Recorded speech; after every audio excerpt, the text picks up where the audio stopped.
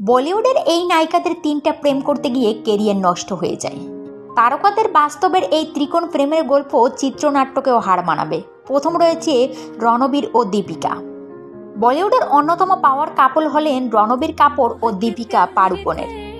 রণবীর কাপুরের প্রেমে পড়ে দীপিকা তার নামে ট্যাটুও করে ফেলেছিলেন, কিন্তু বেশি সময় সেই প্রেম স্থায়ী হয়নি।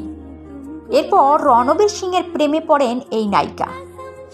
আপাতত রণবীর সিংকে বিয়ে করে সুখে দাম্পত্য জীবন কাটাচ্ছেন তারা। তারপরে 2 নম্বরে রয়েছে সালমান ক্যাটরিনা। সালমান ও ক্যাটরিনার প্রেম সম্পর্কে কে না জানে। সালমানের হাত ধরেই বলিউডের উত্তরণ ঘটে ক্যাটরিনার, কিন্তু এই সম্পর্কেও ঘটে বিচ্ছেদ। সালমানের সঙ্গে বিচ্ছেদের পরে ক্যাটরিনার প্রেমে পড়েন রণবীর কাপুর।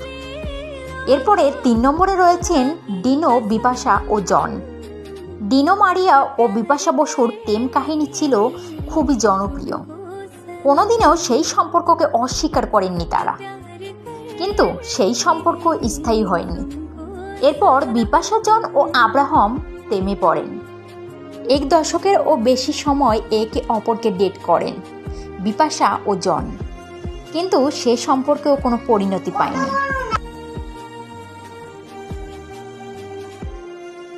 এরপরে 4 নম্বরে রয়েছেন সলমান, ঐশ্বর্য ও বিবেক। বি-টাউনের সবচেয়ে বিতর্কিত ত্রিকোণ প্রেমের 3 তারকা হলেন সালমান খান, ঐশ্বর্য রায় ও বিবেক। ও সালমানের সঙ্গে প্রেম ভাঙার পর বিবেকের প্রেমে পড়েন ঐশ্বর্য। বিবেকের দাবি এর জেরেই একের পর এক সিনেমা থেকে বাদ পড়তে হয় তাকে। বদলা নিতে সালমান বিবেকের ক্যারিয়ার শেষ করে দেওয়ার চেষ্টা করেন বলে অভিযোগ। 5 নম্বরে রয়েছেন শোয়েব, করিনা ও শাহিদ।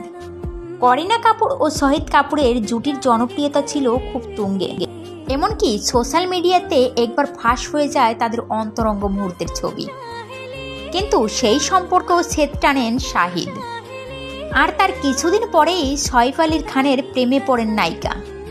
2 সন্তানের জননী করিনা এখনও শহীদের সঙ্গে এক ছবিতে অভিনয় করেন। 6 নম্বরে রয়েছেন অভিষেক, করিশ্মা ও সঞ্জয়।